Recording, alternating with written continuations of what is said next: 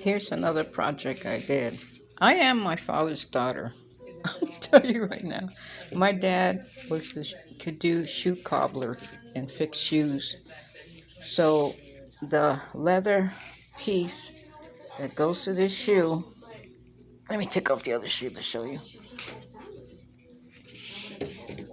The whole leather came apart. So I was like, these shoes are my most comfortable shoes. I mean, I truly love them. So I bought some Gorilla Glue before I did this, and I glued it all down and waited the 48 hours. And within days, it popped right off again. So I'm going to buy some, what they call the shoe glue.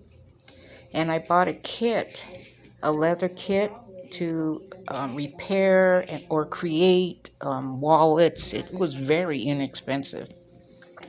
I mean, very inexpensive. If you want to do arts and crafts, you can get that on Amazon or eBay or Etsy. They sell all those wonderful things.